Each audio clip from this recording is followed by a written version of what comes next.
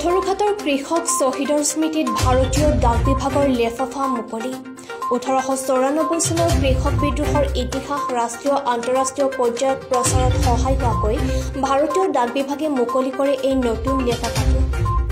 পথৰুঘাটত কৃষক শ্বহীদ দিৱসৰ এক অনুষ্ঠানত ডাক বিভাগৰ মহাপ্ৰবন্ধকৰ উপস্থিতিত লেফাফা মুকলি কৰে সাংসদ দিলীপ কুমাৰ শইকীয়াই उसके ऊपर हम स्पेशल कवर रिलीज़ करते हैं और वो स्पेशल कवर रिलीज़ करने के बाद ये देश विदेश में ये स्पेशल कवर जाता है और वो स्पेशल कवर के माध्यम से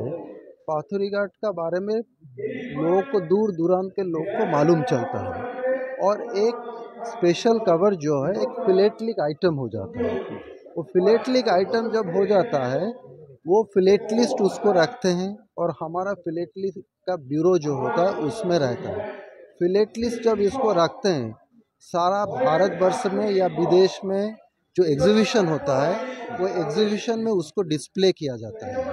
तो ये इतिहास का पार्ट हो जाता है। আজি দিনটোৰ অনেক উপলব্ধি হল প্ৰাপ্তি হল যে পথৰুঘাটক আমি ৰাষ্ট্ৰীয় প্ৰেক্ষাপটত আনুষ্ঠানিকভাৱে আমি কোনো ধৰণৰ তেনেকুৱা সমল নাছিল তুলি ধৰাৰ আজি ভাৰতীয় ডাক বিভাগে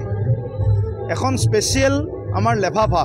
যিটো লেফাফা আপোনালোকে সকলোৱে এইখন লেফাফা আৰু ইয়াৰ ভিতৰত যিটো স্পেচিয়েল লেফাফা এইটো আজি আনুষ্ঠানিকভাৱে আজি আমি মুকলি কৰিলোঁ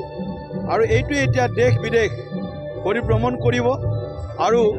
সমগ্ৰ বিশ্বত সমগ্ৰ ভাৰতবৰ্ষত চুকে কোণে পথৰুঘাটৰ 7 কোটি কৃষকৰ অমৰ বলিদানৰ গাথা প্ৰচাৰ কৰিব প্ৰসাৰ কৰিব গতিকে আজি আমাৰ পৰম সৌভাগ্য পৰম আমি আহ্লাদিত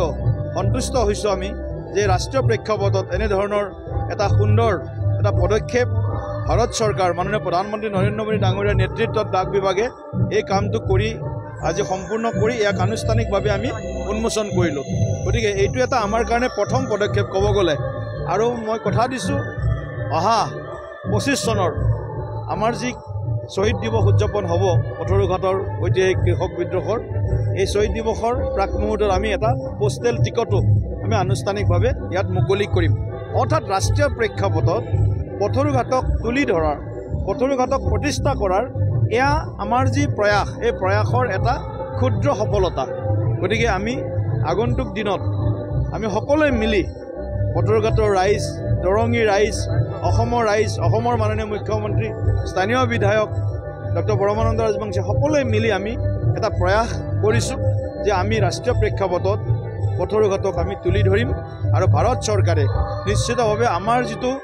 সকলোৰ দাবী ৰাইজৰ দাবী যিটো আজি ৰাইজ মেলত যি ৰাইজ আজি উপস্থিত হৈ মনৰ আশা পুহিছে আশা ৰাখিছে যে পথৰুঘাটক বিশ্ব মানচিত্ৰত ভাৰতবৰ্ষৰ ৰাষ্ট্ৰীয় মানচিত্ৰত শক্তিশালীভাৱে প্ৰতিষ্ঠা কৰিব লাগে সেই প্ৰতিষ্ঠা কালৰ এয়া এক সোণালী উপলব্ধি ব্যুৰো ৰিপৰ্ট PI নিউজ